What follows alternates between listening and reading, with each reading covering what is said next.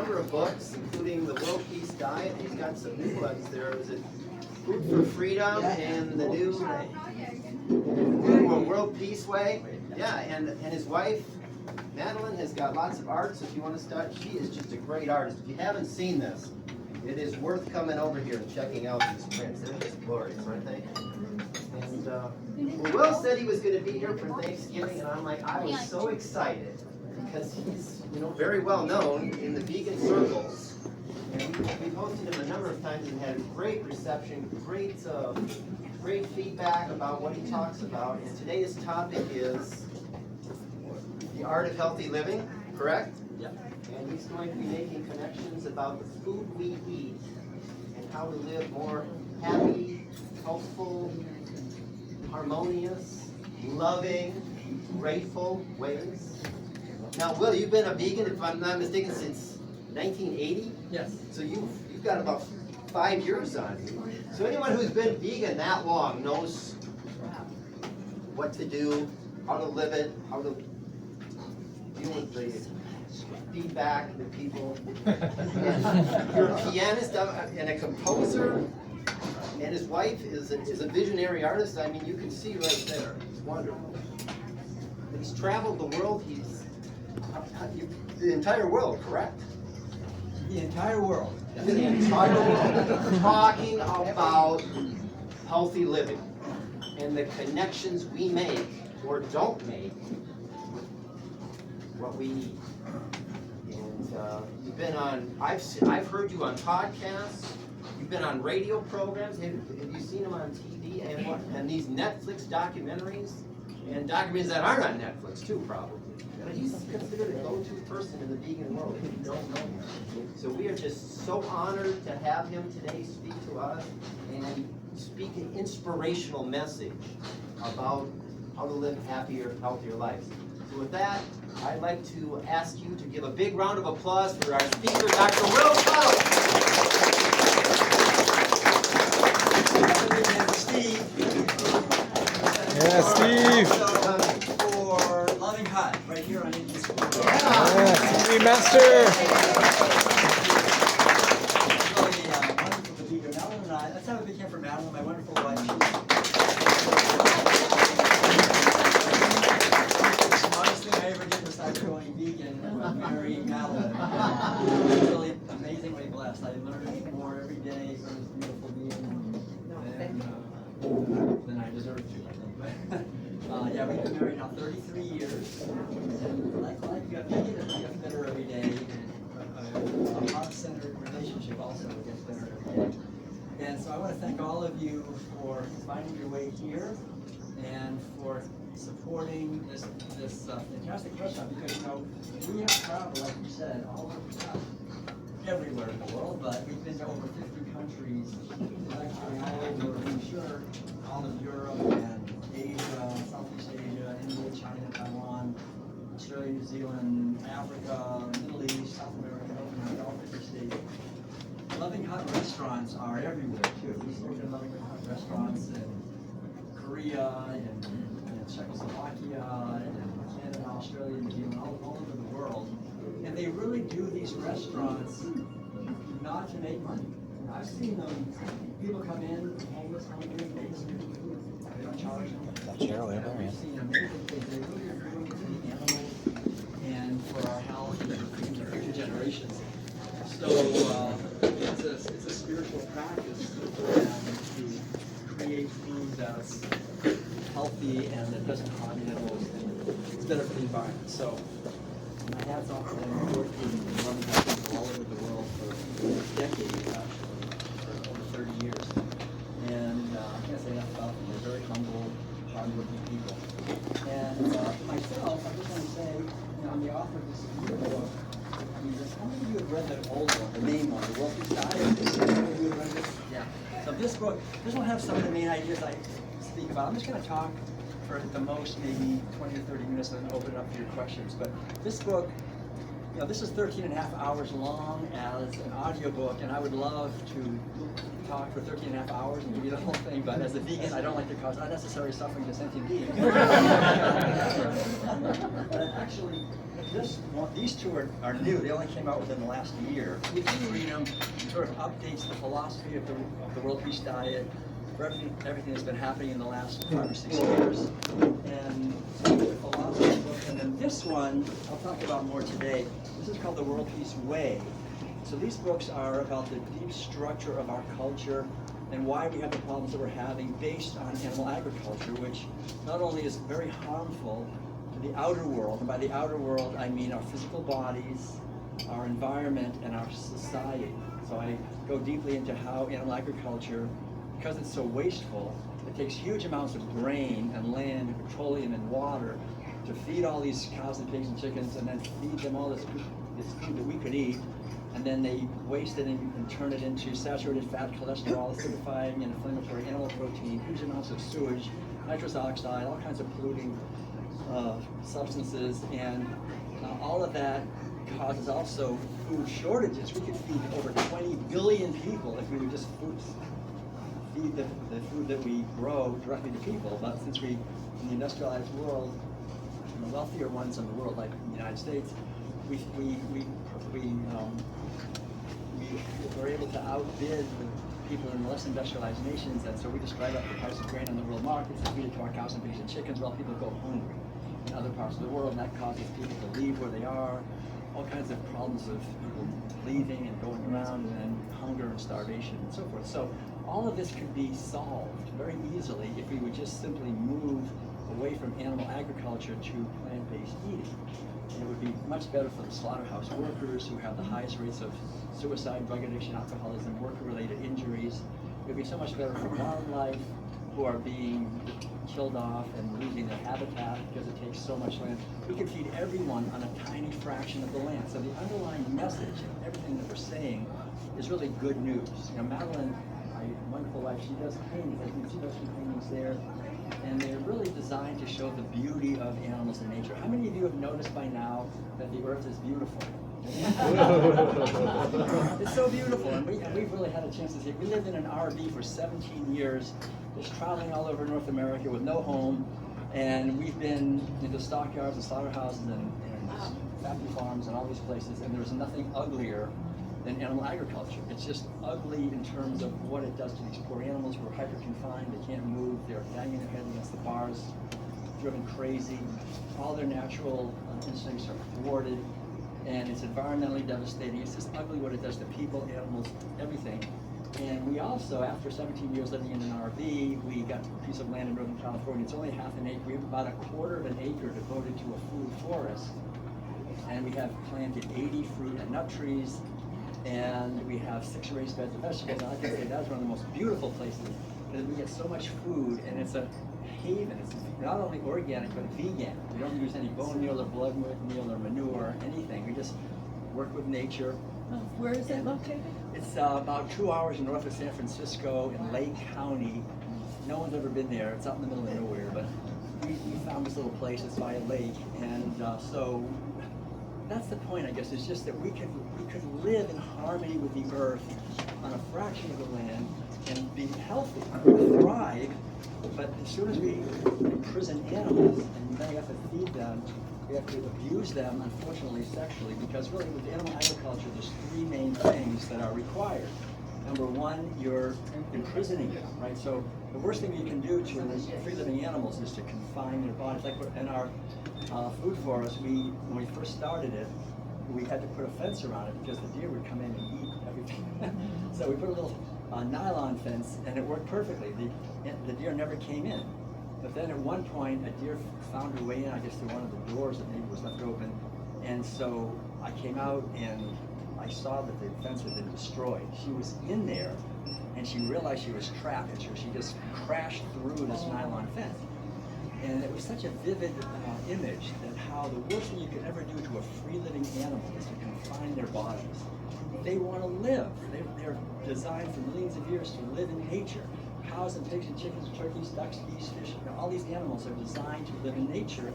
But what we do is unspeakably terrible to these animals. They're born into captivity. They're born right into a cage where they can never move. They can't even turn around. Have you ever been to a factory farm for fish? I mean, Yes. factory farms for land animals are hideous. I mean, your poor animals are stuck there, but fish aquaculture, I remember looking into these pools and the water is just completely black. And I thought it was just empty, it was just black water. And then I realized it was so jammed with fish. They were like swimming in there, and they were swimming in their own feces. They couldn't hardly move. And the workers are pulling the fish out and electroshocking them and killing them and pouring antibiotics and all these chemicals, and people are eating that thinking they're getting a healthy omega-3. It's a really violent and very wasteful and harmful system. So these are the three things we do. We confine them, and then we kill them. But the third thing you have to do, which is unavoidable, is you have to breed them.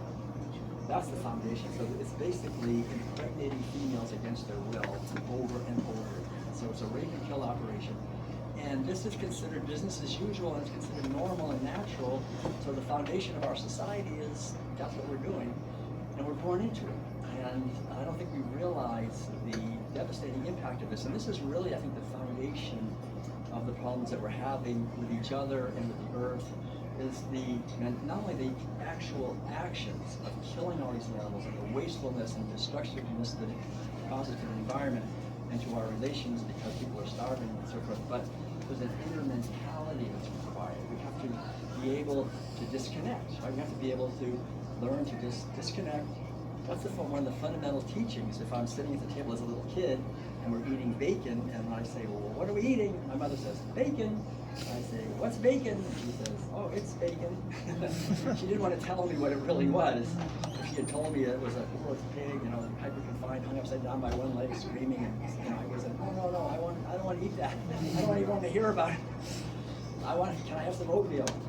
So we don't know what we're eating, right? As little kids, we just grow up and we're raised by people who love us. Like in my own case, my mother, she was this was in Concord, Massachusetts, back in the 50s, and she wanted me to be healthy and strong and get plenty of protein and calcium, so we ate a lot of meat and dairy.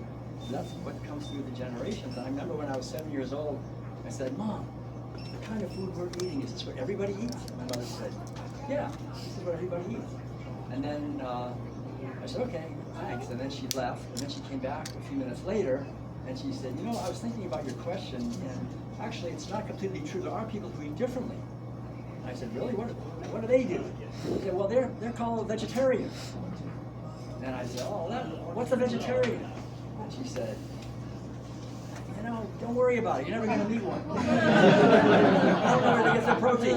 Henry Salt. And so my mother was right. I never met one. I learned this great new word, vegetarian. I didn't know what it was. And I thought, these vegetarians must be really stupid people. They don't know how to get enough protein. They're probably driving themselves through the dirt, making some protein. So I was so glad I wasn't a vegetarian. But the thing is, we're just born into this.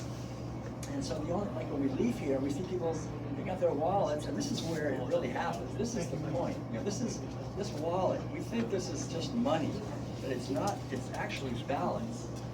These are ballots that actually always get counted. Isn't that great? I don't know about the other ones, but these ballots get counted.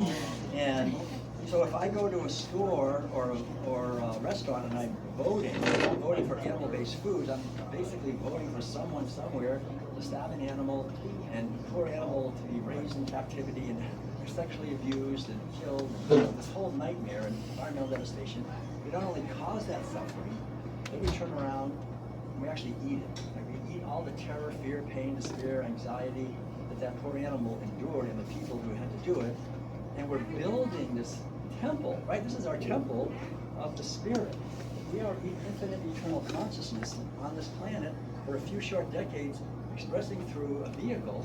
You would think we would be very conscious and mindful about how we build the temple, and yet we aren't. It's not our fault. We're just raised in a society where we're taught to eat hyper-confined animal-based foods, and so out of that unconsciousness, that disconnectedness, we don't make the connection between what's on our plate and what it took to get on our plate. That undermines our intelligence. And my PhD at Berkeley in education focused on intelligence. And the definition of intelligence is the capacity to make relevant connections. If you have a fundamental ritual in every society is, don't make the connection. It's basically undermining not only our cognitive intelligence, but our emotional and our spiritual intelligence, and we're much more easily manipulated and used. So what to me, what we're talking about here is really the resurrection of our intelligence. Veganism is the resurrection of awareness, becoming conscious of the connections between how we live our lives and the infinite impact it has on the web of life. The underlying idea is that we are all interconnected. All life is connected. The more we bless others, the more we're blessed. The more we abuse others, and the more we make them sick and destroy their happiness, guess what? It comes back. I used to teach college courses in comparative religion. Fundamental teachings of all the world religions can be boiled down to two fundamental principles. Number one is the golden rule. Don't do to others what you would not want to have done to yourselves, and do to others what you would like to have done to yourself. That basic idea, when we hear that, we go, yeah, that's true. We know if we like to be loved, the best way is to be loving. If we like to have a really abundant life, the best way is to be generous. The other basic idea is that whatever you sow, so shall you reap. Right? Whatever you put out, it will come back. These two go together. These are universal, fundamental principles.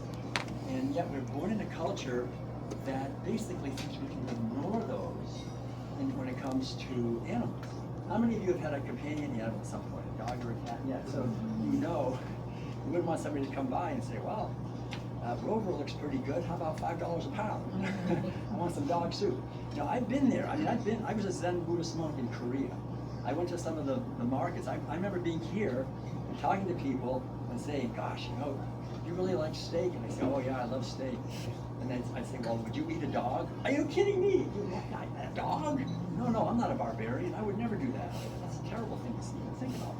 And then I was in Korea at one of the dog markets where they're buying and selling dogs. And I'm talking to this guy, and I said, so you like to eat dog soup? Oh yeah, dog soup is really good. I mean, if you want to get some young energy, make some dog stew, it's fantastic for your health. And I say, well, would you eat like a roast beef or a cow? Are you kidding me? You think I'm some kind of barbarian? I would never. Cows are beautiful animals. I would never eat a cow. That's a terrible thing to do. You know, so it's all cultural conditioning. We're born into a society. We're like a little sponge growing up here, and their language becomes my language, their food becomes my food, and we're very tribal. So we want to eat what the tribe eats. That goes back for millions of years. So it's not our fault that we're eating animal foods. We're raised in it. It's understandable. We have institutions that are based on that. But the underlying mentality of disconnectedness, and there's several of them. I go into in the books. I'll just mention one other one.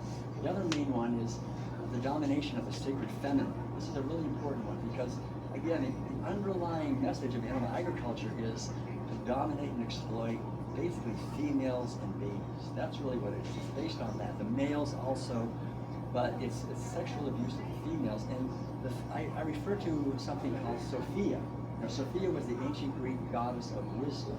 And I think it really represents what is within all of us, the wisdom within all human beings that yearns to love and nurture and protect life. This is the beautiful wisdom that's in a mother when she gives birth to a baby and she wants to love and protect that baby, even if it's a bunch of trouble. And all of us depend on that wisdom. And it's in men too, that wisdom to love and nurture and protect the community, the environment, the children, and so forth. But animal agriculture is about just suppressing Sophia. Because if Sophia was alive, really, and strong enough, we would be, wait a minute, you want me to eat these animals, the babies? There's so much violence. And so Sophia is not comfortable with that. So Sophia is suppressed in our society. And so I think what veganism is in many ways is the resurrection also not only of intelligence, but of Sophia, the sacred feminine power that really connects us with each other, with the earth, and with a more sustainable way of living. And so I want to thank all of you for the efforts you're making to question the official narratives in our society that rationalize and allow us to continue the violence towards animals that boomerangs back on us. Like we cause virtually every disease that we see that we human beings are suffering, we are inflicting it on animals.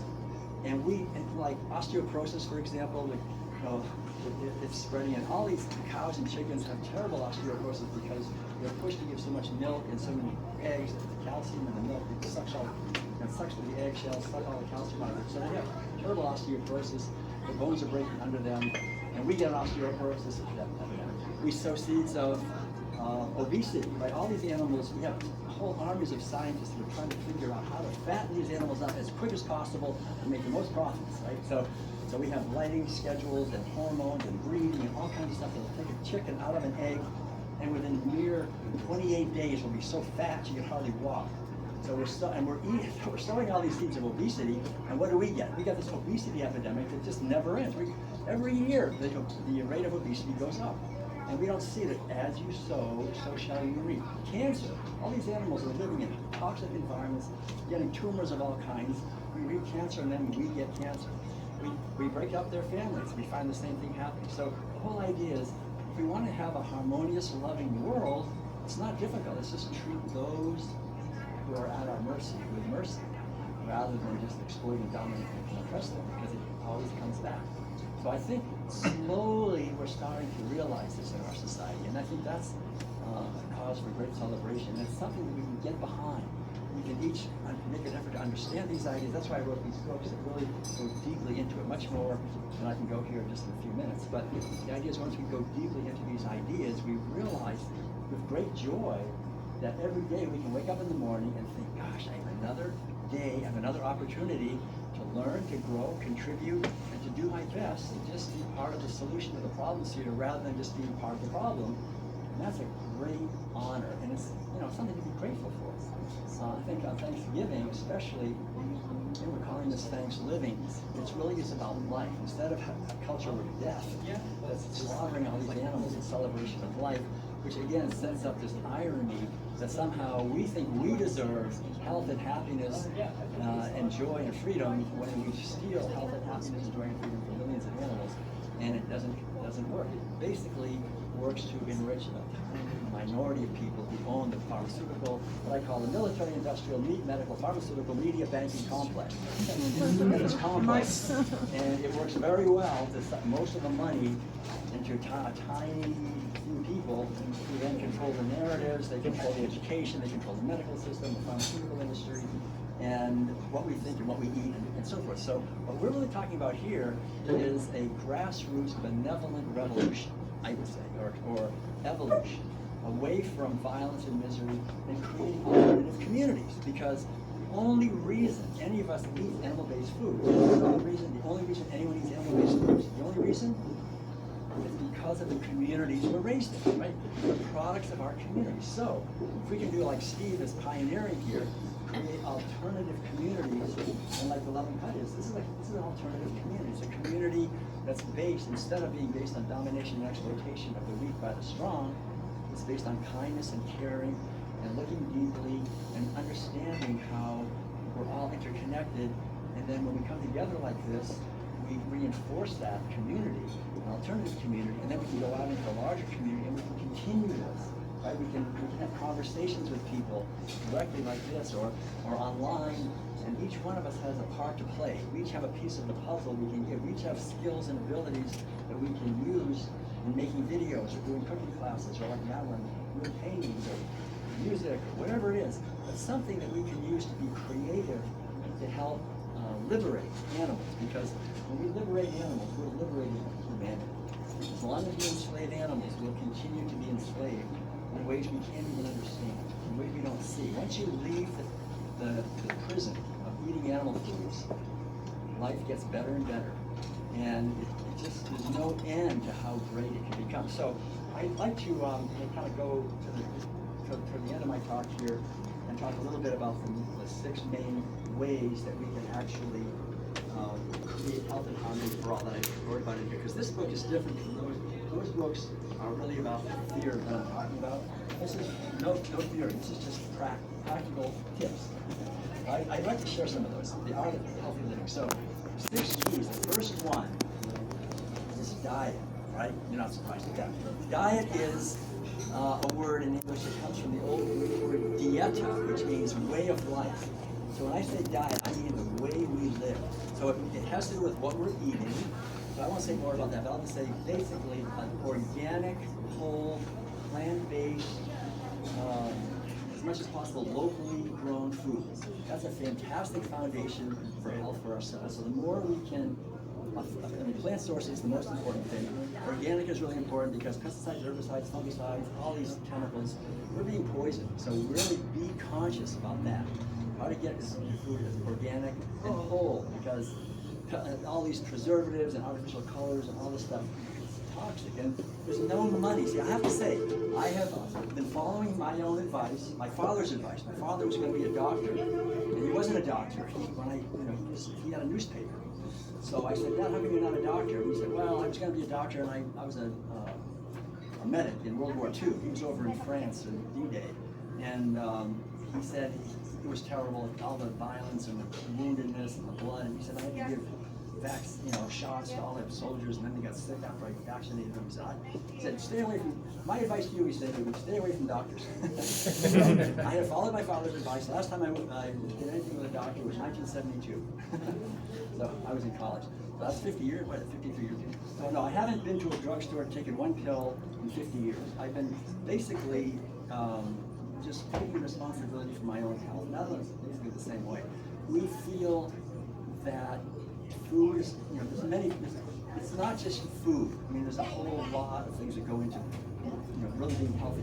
But taking responsibility for the quality of our health is a tremendous gift we give not only to ourselves, but to everyone.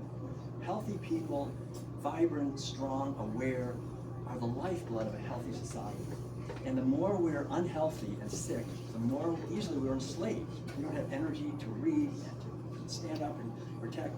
So we're being poisoned. I mean, there's no money in healthy people. I haven't given $1 to the pharmaceutical complex in 50 years. That's a nightmare.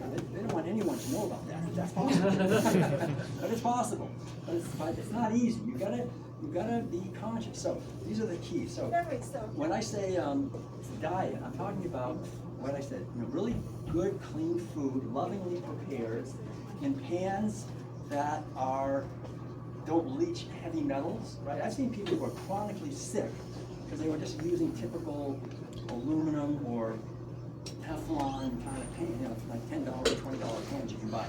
People spend thousands of dollars on the tools in the workshop, and they won't spend any money on their pans. So buy some good quality surgical steel pans, and they'll last for your grandkids can use them. And so you have really good pans, good food, and then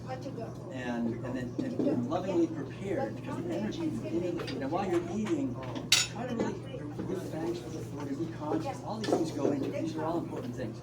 And also be aware of the quality of the water you're drinking and the air you're breathing. Right? Make sure you have good quality purifiers, because again, there's over 80,000 chemicals that have been created from petroleum in the last 100 years, and they're spewed onto the food, into the air, into the water, into plasticizers, and all kinds of stuff. They're all inside in our body. And the thing is, I'll just give you a quick lesson here. Rockefeller, back 151 years ago, he was so wealthy, he created a monopoly in petroleum, and he realized if you refine petroleum one more step, you get petrochemicals. And so he was paying all these chemists all this money to figure out all these chemicals, and he used these chemicals, like as pesticide, herbicide, fungicide, and all these other things.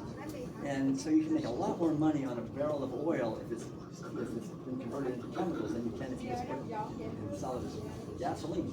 So it's a huge amount of profit in chemicals. And that whole chemical industry is gone global, it's gigantic. But if you take those petrochemicals, which make everybody sick, then you refine petrochemicals one more time, what do you have? Toxemia. No. Pharmaceuticals. They're just refined petroleum products, pharmaceuticals. And there's over 20,000 of them. 20,000 different pharmaceutical drugs that have been invented that people are then supposed to take because they get sick from all the other chemicals. It's a racket. And we're being poisoned because there's no, like I say, there's a lot of money. You get somebody who's chronic. When I was a kid in the 60s, chronic illness was about 5% of the population. Today, it's over 2/3, about 68%. Some people are taking a drug on a daily basis. Chronic illness. That's big money, and that money is used directly to condition the doctors, and that's what they have to do, condition the media to never question it. So you have to come here and I'll question it. Because you have to learn from each other. You can't really depend on the mainstream media because it's being controlled. I learned that from my father also. I was raised in the media. My father owned a newspaper. He had a whole chain of newspapers by the time I was in college. And I learned from him, don't trust the media. I remember him talking to my mother and saying, "You can't write this article because advertisers wouldn't like it." Who are the biggest advertisers? The fast food industry, the pharmaceutical industry, the chemical industry, the bankers, the petroleum industry. So the media is controlled. So it's really important to understand that if we want to be healthy, we have to be self-responsible, eat really healthy, clean food, water, air, and also media. Just like there's junk food, there's junk media, and the media is being is very toxic. There's a lot of fear because fear really sells products, and it also makes us contract, it makes us want to buy more things, and makes us more easily controlled. So it's really important to choose your media carefully. Your movies, your internet stuff, your books. Fill your mind with uplifting, positive truth as much as possible. It's really helpful. That's why I write books.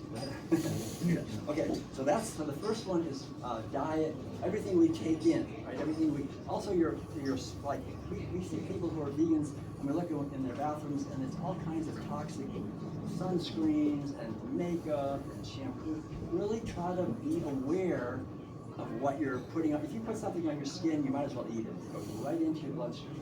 So this, again, be conscious. You're not going to be told these things, usually.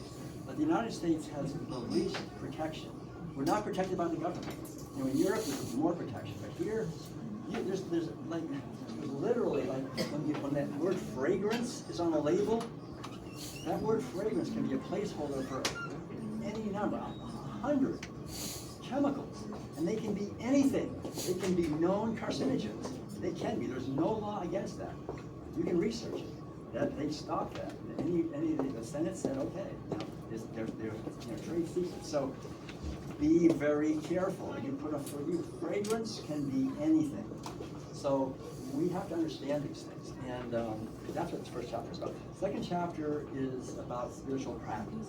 This is another important foundation for health. To take time every day, quiet the mind, and go within and listen. How many of you have some kind of spiritual practice? On daily? Yeah, good. I think it's really helpful. That's all I can say. I was a Zen Buddhist monk. I spent like my whole 20s in meditation centers and monasteries, just meditating thousands of hours. And I'm so glad because it created a foundation where I realized that what I am is not this body. We have to really understand that we're not this physical body. This is materialism. Right? We identify with this. It's hopeless, right? Then I've got to like compete, trying to get enough food and money, and we're fighting with each other because we think we're this body. And we look at animals. See, the thing is, we've been buying and selling animals by the pound, which is the essence of materialism, for 10,000 years. So after 10,000 years of buying and selling animals like they're just sacks of cement, we look at them just like objects. You can do anything to them, castrate them, whatever. It doesn't matter because it's just a sack of cement. Pretty soon we look at ourselves that way, like we're just a thing, an object that is born and will die. And we treat each other that way. We try to manipulate each other to get money, to get what we want. We create a whole economic, political system based on that. That's based on animal agriculture. So the antidote to that is spirituality. Spirituality recognizes that what we are is infinite eternal consciousness that was never born and will never die.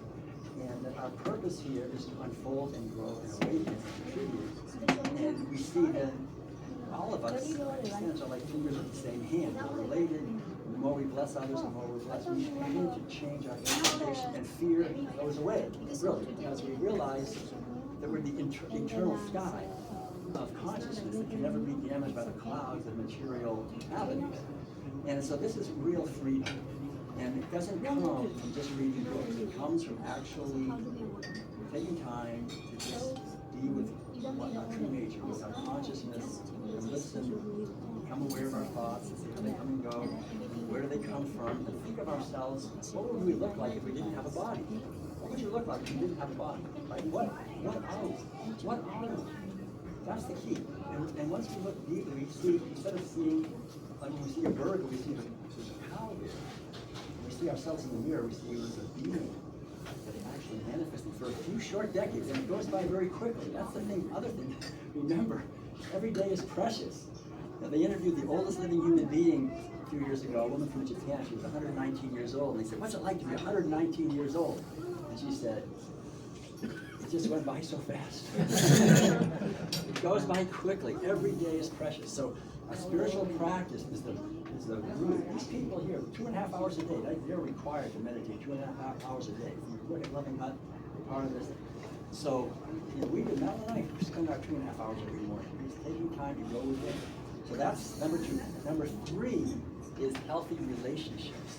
We know people who eat really healthy and do all these great things, exercise, but they're still angry at their mother or their ex-husband or wife or whatever. And so our mental state really plays out in our body. Our body and mind are not separate. So when we really understand this, then the key to everything is be kind and loving to each other. The more we just, no matter what, be kind and loving, because everyone we ever meet has been wounded. We've all been wounded. Is anybody here who's ever suffered? We've all been wounded, we've all suffered. Everybody is suffering. We're all suffering.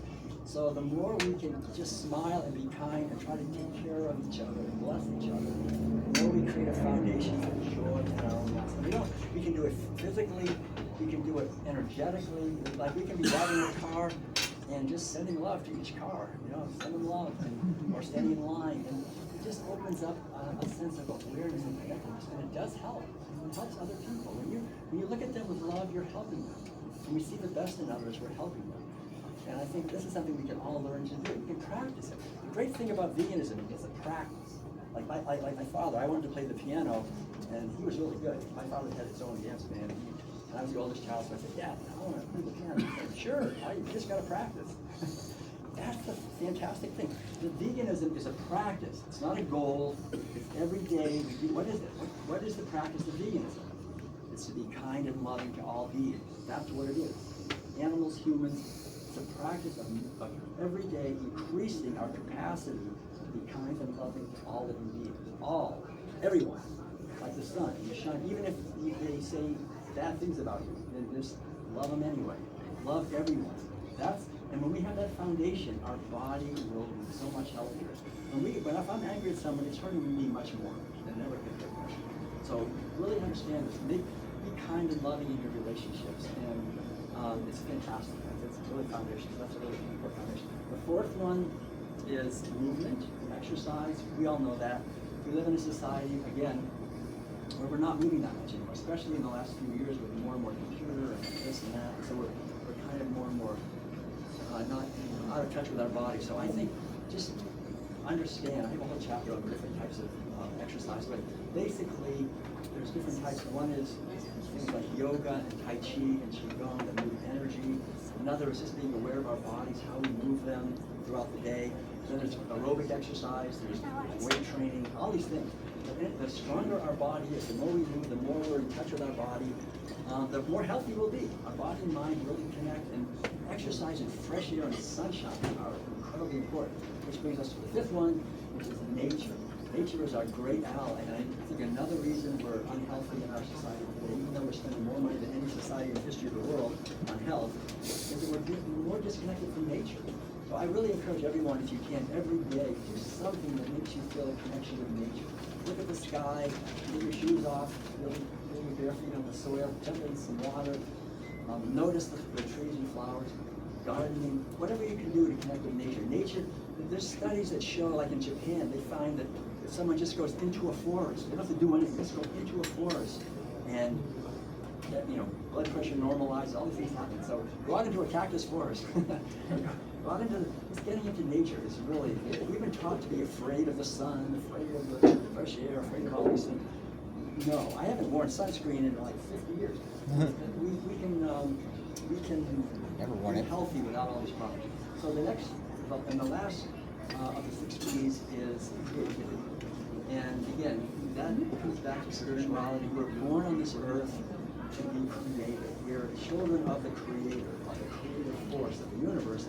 And if we're not creative, we begin to get sour inside. It's very easy to be pulled into addictions of various kinds because we're not really fulfilling our purpose. So creativity is it's nothing exotic. It's just living our life is inherently improvisation, right? We don't know I don't know what I'm going to say from one minute to the next, right? We're just creating our life. And so for me, it's music. I play music. I put CDs out, do concerts. I feel music is amazingly healing and powerful in writing and now as an artist. But there's all kinds of things: creating food, creating relationships, creating organizations, writing in a journal.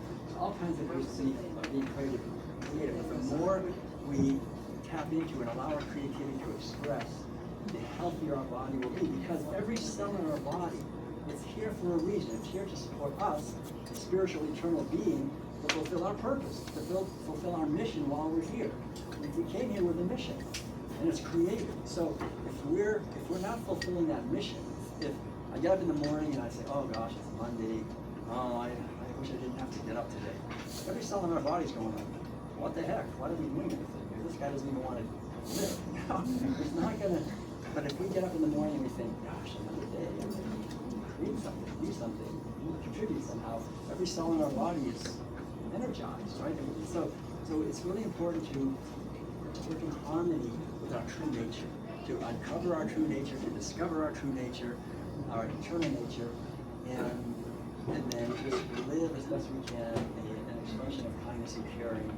And when we do that, I think we become, again, like I said earlier, part of the solution to the problems that we're having, rather than part of the problem. So I'd like to stop here. I want to thank all of you for your kind attention. And maybe I'll just close by, well, let's see. I guess we have time for a few questions. Maybe one or two questions. And then I'm happy to answer more questions over the table we have here. So, okay. So thank you very much, everyone, for your kind attention.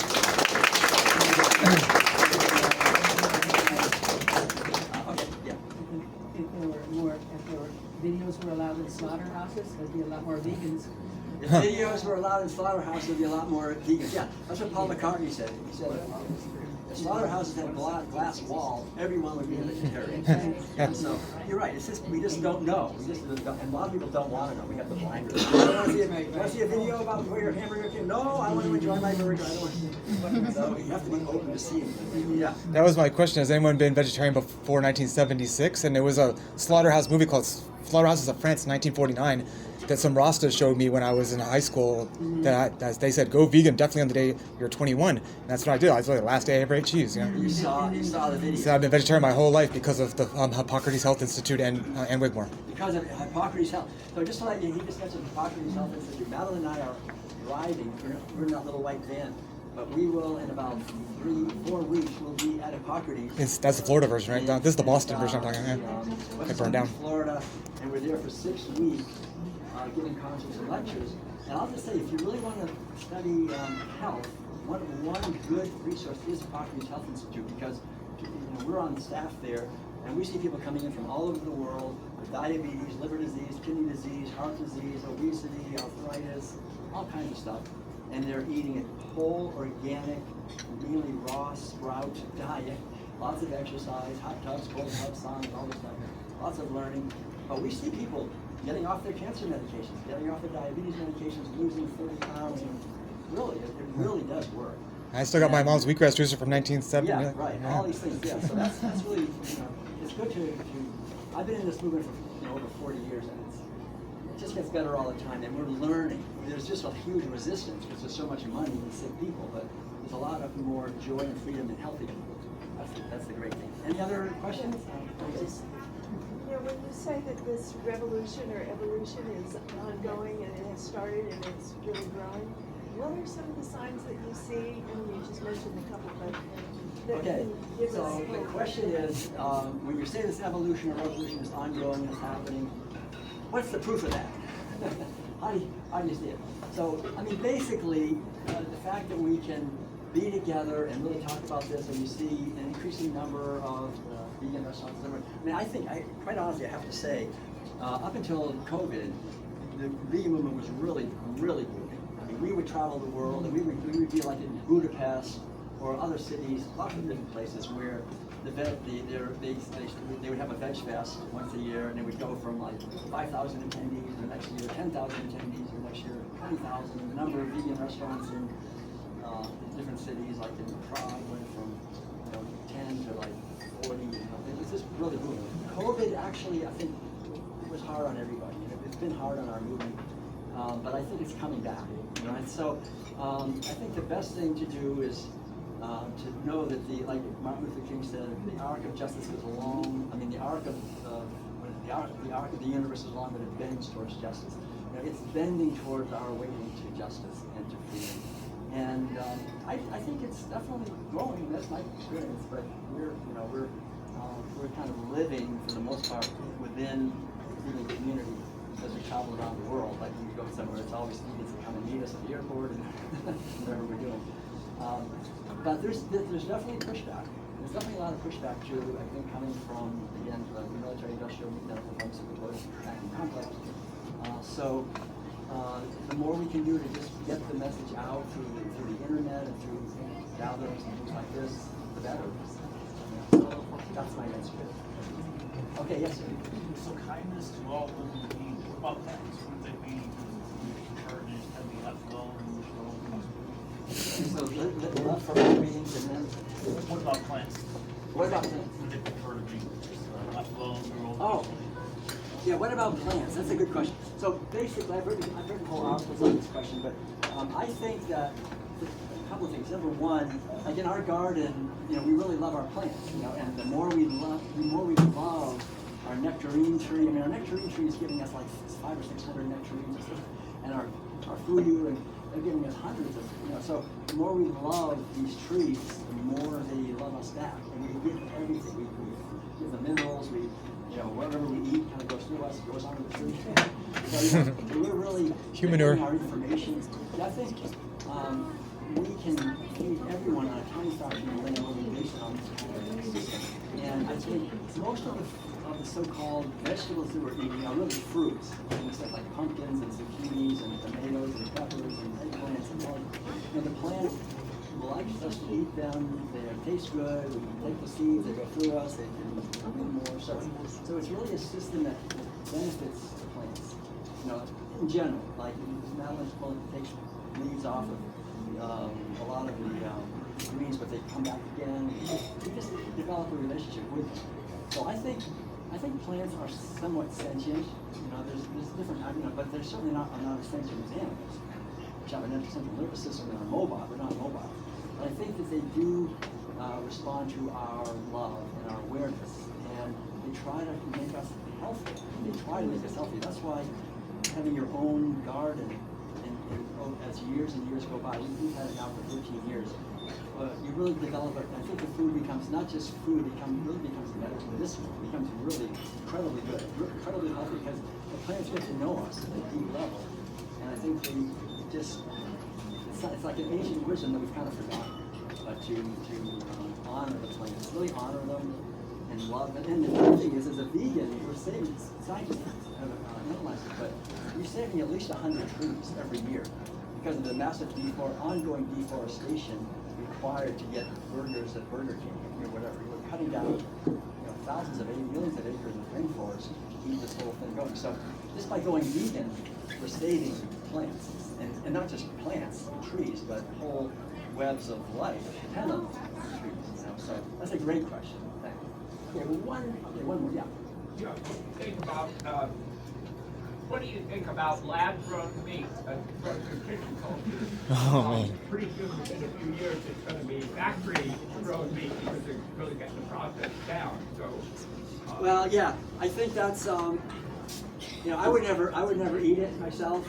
And I think it's somewhat unfortunate that our vegan movement promotes lab-grown meat, because I think in a lot of ways it's something that the pharmaceutical industry makes money on. The pharmaceutical industry has the models and the techniques to create lab-grown meat, and it takes a lot of chemicals and a lot of manipulation of life in a very materialistic way to create this stuff. And gives the idea that we should be eating meat. So, I mean, we can eat these fantastic food. Like, when I first went vegan back in the 80s, that meant you ate fruits, vegetables, nuts, grains, seeds, potatoes, sweet potatoes. That was it. That's what you ate, And we were healthy. And then when this whole thing with vegan, people started investing in vegan foods, vegan cheese, vegan ice cream, vegan hot dogs, vegan this, vegan that. They're very highly processed. They're not usually organic. And I've seen, and the worst case is people say, well, I tried going vegan, I'm eating all this vegan. I go to the vegan section of the grocery store and I buy just the vegan food. It's all ultra-processed vegan food. And they say, yeah, I lasted about 6 months and I got so sick I can't do it anymore. I couldn't be a vegan. So it's real. So I understand that people think, oh, I want to. My friend Charlie, he can't give up a burger. I'll give him a vegan burger. then maybe he'll go vegan, but really quickly get him off the vegan burger onto some really healthy plant-based foods. Don't let him stay there thinking that vegan burgers or whatever is actually good food. It's highly processed. It's not healthy. You know, I think we should be eating healthy. See, that's the thing. That veganism used to be a high standard. You know, vegans were healthy. They were eating healthy food, whole foods, and it's really brought veganism down to you vegans, you eat the junk food, you eat the highly processed. It's really kind of tarnished the vegan reputation a lot. You know, and it's our own fault. We've been promoting it. We've been trying to get people, and we're trying to market it. You know, like it's a thing to market. It's really, veganism is to me not something to market. It's an awareness to grow into, to share with joy and love, and embody it as kindness and compassion for all people. So it's not, to me, it's not something you talk. These are great questions. I want to thank all of you for your great questions. Oh, one last question. We talked about traveling the world. Yes. Do you have any examples around the world, societies or countries that perhaps do a better job than we do here in the United States of living healthier lifestyles? We spent the summer in Finland and got the impression that they have a different culture than us. Do you have any examples? Well, yeah, because the question is about, are there any examples of people living a healthier lifestyle than we do here in the States? Yeah, we've seen some very inspiring examples.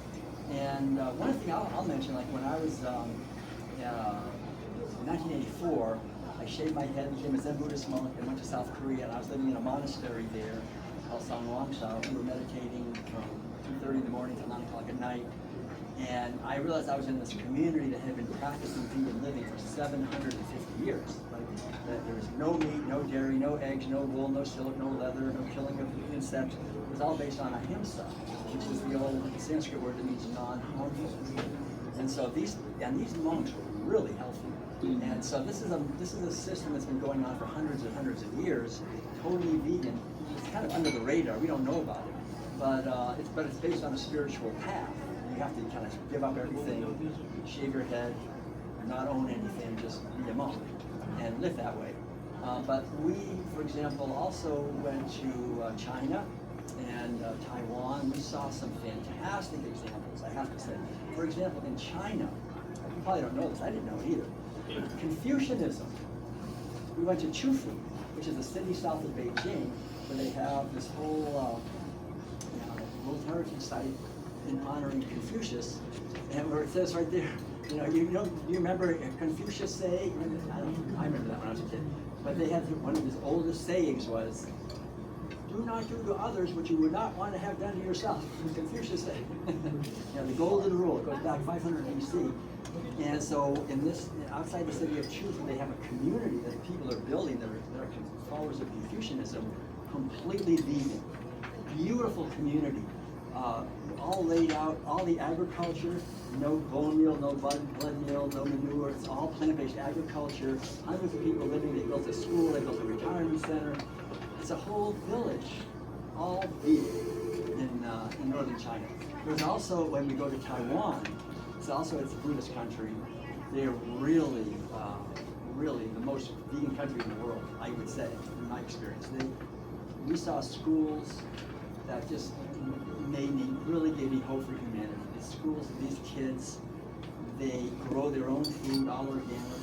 They're totally vegan. They're studying the Buddhist teachings. The older kids are teaching the younger kids. There's so much love among them. They're running around, growing their food, cooking the food themselves together. I mean, if you could see the harmony and love in these vegan, organic schools in Taiwan that are run by the local Buddhist communities, with literally millions of followers. I mean, it's big and it's beautiful. Like, we saw things, I wish I should do a whole documentary.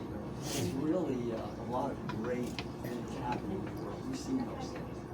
And it's happening everywhere. We saw communities all over the world. We went to sanctuaries all over the world where people are taking care of animals and letting animals be ambassadors so that people can see what a cow is really like and say, I'm not going to eat diaper cows anymore. So there's so many things people are doing all over the world that is bringing this message. They're all related. The movement I really feel it's growing, it's maturing, and it's unstoppable. Ultimately, it's unstoppable. So I want to thank all of you for your kind attention. I'll just close with a short poem by Shel Silverstein. You've heard of him, he's a great poet. And And the poem is, I think, very appropriate for Thanksgiving. It goes like this.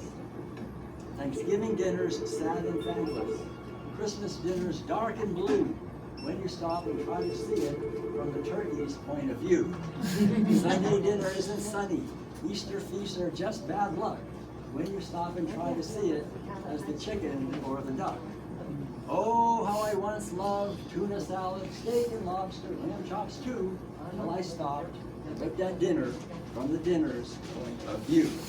And I think that's what we're talking about. It's just simply stop it. Like we're all propelled along by our conditioning, by our culture, by want to fit in and please everybody, to keep eating the way we're eating. But if we can just stop and look from another point of view and realize there's another way of living that increases our health and happiness and harmony for everyone, and we can do that, and then we can encourage that in each other, then we will have spent our life well. And I think that's a beautiful thing that we can all do. So much love to all of you. Thanks so much. Bye for now.